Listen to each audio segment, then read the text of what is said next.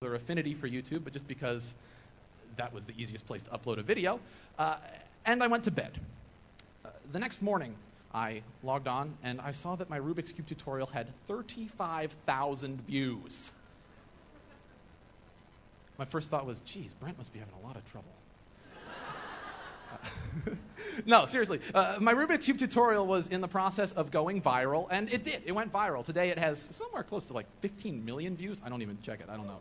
But yeah, a lot. It was the boost I needed to start my video blogging career. Unfortunately, back then, I didn't really realize that, though. I just thought, cool, people really like my video. It wasn't until YouTube it wasn't until I won the 2007 YouTube Award for Best Instructional Video, and YouTube decided to fly me out to New York City, and I was interviewed by the AP, by the New York Post, by Fox News. It wasn't until then that I realized just how big of a deal it was. I was like, whoa, this is cool. So when I got back to Lincoln, I made, for the first time, a conscious decision that I was going to try. I was at least going to try to turn video blogging into a job. Because, I didn't have anything to lose. I was still in high school. I was living with my parents. If it didn't work out, I could always just get a crappy job, working flipping burgers. No offense to people who flip burgers, by the way. So I did, and it worked. I began posting videos regularly, and I tried a lot of different things back then. Some things that if you put up on this screen right now, I would probably be really, really proud of and stand by like a proud parent. And some things that if you put up on the screen right now, I would probably start blushing profusely and would slink away in embarrassment. But while I'm embarrassed by some of my older videos, I'm definitely not ashamed of anything that I've done, because in exactly the same way that I grew up with Xpogo, I have grown up as a YouTuber. I very literally have made the transition from childhood to adulthood with YouTube as my job. And while making money from it and having it as a job is cool, something that's even cooler is the fact that I can look back at those videos I posted in 2007 and look at who I was back then. It's like a permanent time capsule. And I know right now I'm 20 years old, it's not that big of a deal, but they're still going to be there when I'm 50, when I'm 80. On the day that I die, I'll probably watch some of my old YouTube videos, go, oh, I like life. But so that's Dan 2.0, my life as a professional video blogger up until this point, which leads us quite naturally into Dan 3.0. One of the many cool things about being a video blogger, about doing what you love doing and being your own boss, is that there's no set time as to when you have to be working and when you get to be playing. It all kind of meshes together, and you have a lot of free reign to figure out what works best for you. And one thing that I have found works really well for me are 2 a.m. brainstorming sessions while sitting half naked in my bed with a Snuggie and my laptop. And it was under these circumstances that the idea for Dan 3.0 first walked up and smacked me square in the face. I was using the Stumble Upon toolbar, and I stumbled across a documentary called Us Now. And it talks all about the internet and the cultural impact it has already had, continues to have, and will have. It's a fantastic documentary. It should be required viewing for everyone, but particularly for everyone here at VidCon. And they give all sorts of examples. My favorite example was of a soccer team from the UK called Ebbsfleet United. Now, Ebbsfleet United, they're not one of the best UK soccer teams. I don't know that much about soccer. But they're not in the Premier League, but they're probably equivalent with like a minor league baseball team here in the U.S. And they were average, nothing too particularly special, until one season they decided to try something radically new and different. They replaced their traditional management structure with one where instead of white-collar people deciding everything, they put all of their major decisions in the hands of their fans. The fans decided what players they wanted to go after at the beginning of the year. The fans negotiated the contracts with the players. The fans even got to decide when they wanted to swap players out in the middle of the game. And they did this all through an online voting system.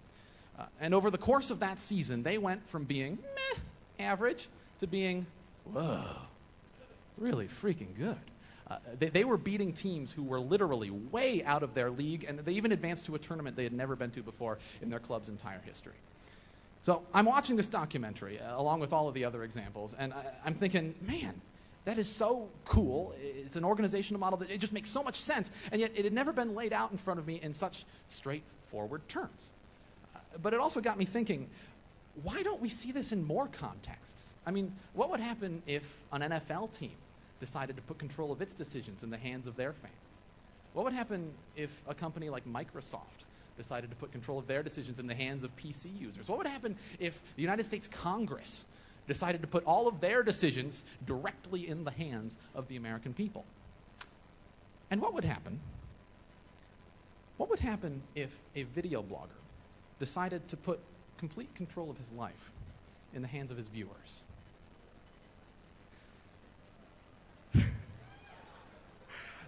Now,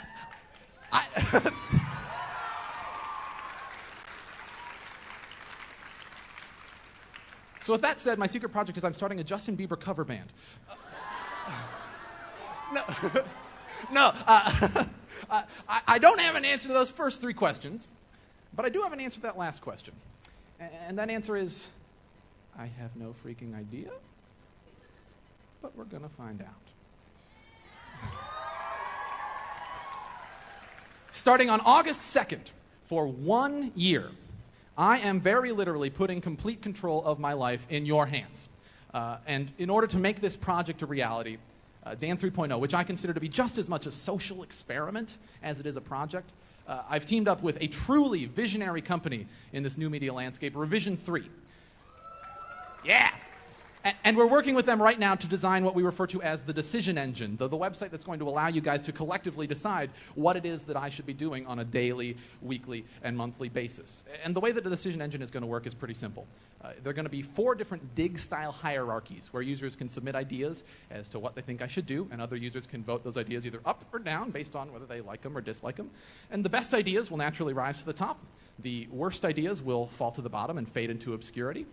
And those 4 lists are, there's one for short-term daily goals, one for medium-sized weekly goals, one for big monthly goals, and another, my favorite list, for technical changes to the project. So if there's something that doesn't work out exactly the way we thought it would, the community can decide that we can either axe it or change it or tweak it, or if there's something that we think needs to be added, some sort of an element, we can add anything. I mean, this project will be able to live and breathe and evolve any way that we want it to. So, yeah, that is Dan 3.0 in a nutshell. I wish I could stand up here for another hour and tell you point by point what it is that we're going to be doing for the next year, but by nature of what the project is, we aren't going to know until we know. But let me just say this. I can see where someone might look at Dan 3.0 and say, oh, okay, it's just a silly little project that Dan Brown is doing. And it is. It absolutely is a silly little project that I'm doing. But in a lot of ways, I also see it as something more significant than that. Because our generation has a lot on its plate. As we forge boldly ahead into the future, we're going to come head-to-head with issues like global poverty, global terrorism, global warming. And these are issues that no one country or institution can take on unilaterally. Global-scale problems require global-scale solutions. And while by no means am I trying to insinuate that Dan 3.0 is going to solve all of the world's problems, it is an exercise in exactly the sort of worldwide collaboration that's going to be necessary to come up with innovative, creative solutions to the problems that we face. So, thank you.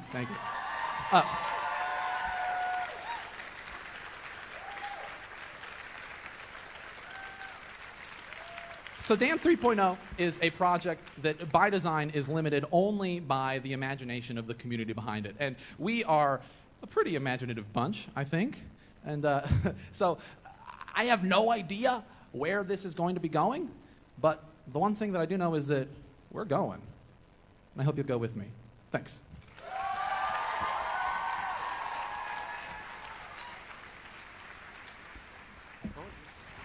Dan Brown.